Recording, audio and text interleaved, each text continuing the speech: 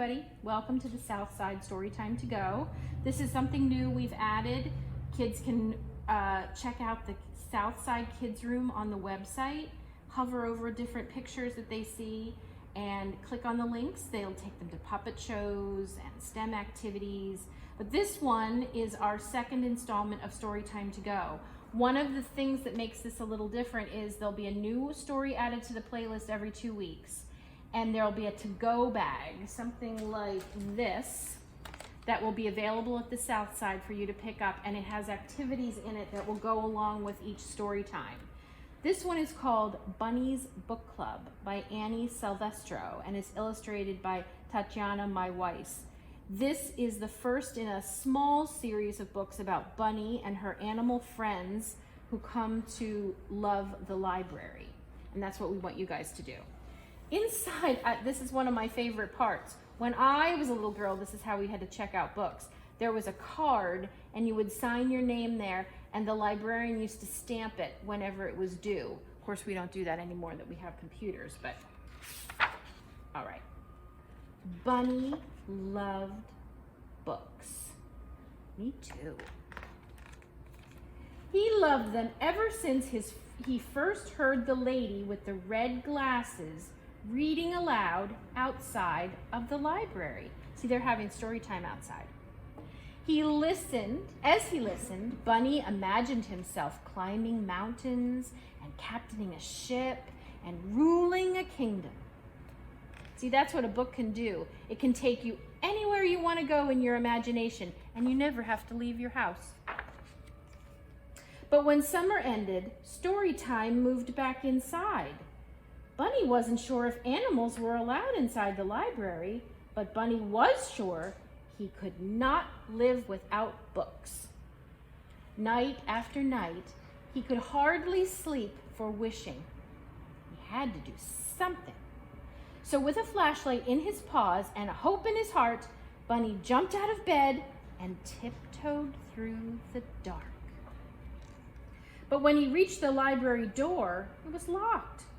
And so were the windows. Bunny tried digging and climbing and yanking, but nothing worked. Until finally, he noticed something. The book return. The shiny handle was far above his head, but it was no match for a high-hopping bunny hungry for books. Bunny leapt. He clung to the bar, he flung himself over, and wiggled his cotton tail through the slot. He landed inside with a thud. Bunny's eyes sparkled at the sight of the shelves, bursting with books. It was better than a field of fresh, crunchy carrots. Of course that's true. Bunny didn't know where to start. He took in a deep breath. It smelled as if he were wrapped inside the pages of his favorite book. He followed his nose to the adventure section, where he found stories about swashbucklers, they're like pirates, and sharks, and superheroes, and Bunny greedily grabbed them all. His whiskers twitching with excitement, he slipped his treasures through the book slot one by one, and then performing his best balancing act, Bunny wobbled home. He couldn't wait to dig in.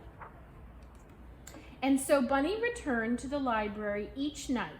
He searched and sneaked and then scurried back to read. Soon, his home was more books than burrow. Then one evening, a loud knock startled Bunny. He closed his book and he opened the door. "Where have you been?" said Porcupine. "Reading," said Bunny. "Why?" said Porcupine. Bunny's eyes popped wide open. "Why?" he sputtered. "Have you ever been to the library?" It was time for Bunny to let Porcupine in on his secret. "Are you sure this is a good idea?" said Porcupine. "Calm your quills," said Bunny. "I'm too prickly. I'll never fit." Bunny pushed and shoved until went the porcupine. Bunny slipped in and flipped on his flashlight. "Whoa," said Porcupine. I know, said Bunny. Do you think there's a story about balloons? I have always wondered about balloons. Most definitely, said Bunny. Sure enough, Porcupine found books on balloons, and on deserts and dunes, on caterpillars and cocoons. When Bunny handed him one about hedgehogs, he hugged it. The two friends took turns cramming books out of the slot. Their towers teetered so high they could barely carry them. Back at Bunny's, they cozied up with cups of tea and carrot muffins, and together they read until sunrise. One night, Bear noticed the light on at Bunny's house. He opened the door and he tripped over a big stack of books. What's going on? Said Bear. Here, said Bunny, and he handed him a book. Bear made room and settled in to read. Soon, more curious animals began visiting. Do you have any books about outer space? Said Bird. Or volcanoes? Asked Mole. I would like a ghost story, said Mouse. I think it's time for a field trip, said Bunny.